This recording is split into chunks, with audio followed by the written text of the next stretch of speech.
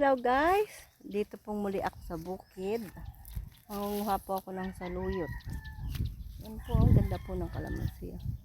Ang dami ng bunga. Ang lalaki pa. Kalamansi, gulay yan ho ito ng bayaw ko. Ako po yung mangunguha lang ng saluyot. Libre na ho ito eh. Libre ulam. Yan po. Dami po ng saluyot dito.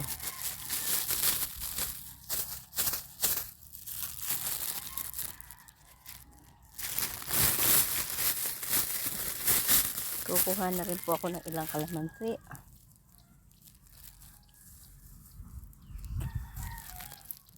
Dami po ng bunga ng kalamansi.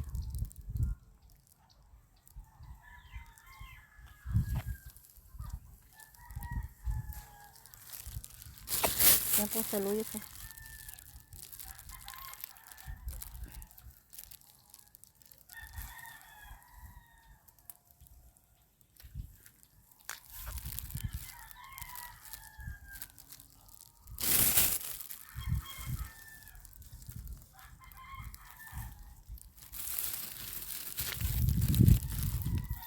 Tayo po ay manaluyot. Yan po.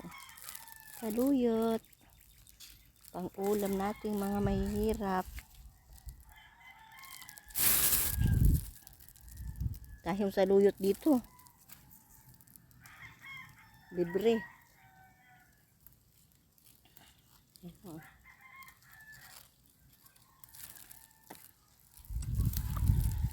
Free. Saluyot sa bukid. Kahit mainit. Mainit na ho dito. Ngayon lang uminit dito. Ayoko na medyo malalaki. Okay lang po yung medyo maliliit talbos.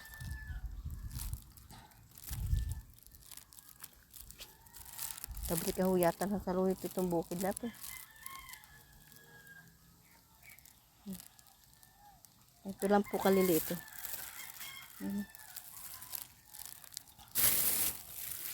Ito.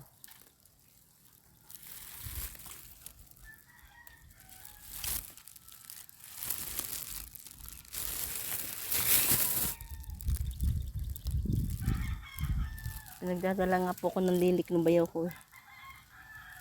Gapasin ko na daw. Sayang naman. Sino ho ba kang kumakain ng saluyot sa inyo? Dati po hindi ho ako kumakain nito eh.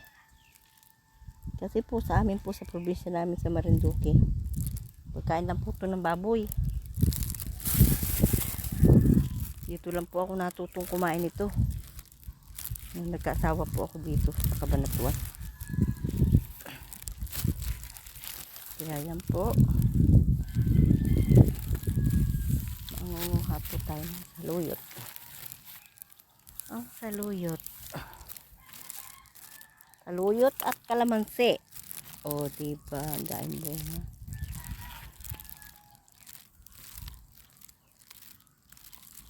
Kapag nanghingi ka ng saluyot, dagdagan mo na rin ng kaunting kalamansi. Kahit mga 5 piraso lang, panpiga lang ho ba? Yan o, para hindi ho madulas. Okay na ho yun. Yan po ang aming ano dito sa bukid o. Puro kalamansi, okra. May okra din po to. Tanim.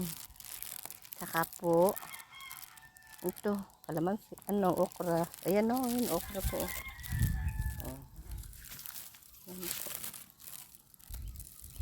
Ang buhay sa bukid. Masipag ka lang. Libre ang ulam. Hindi ka magugutom. Okay guys, thank you for watching.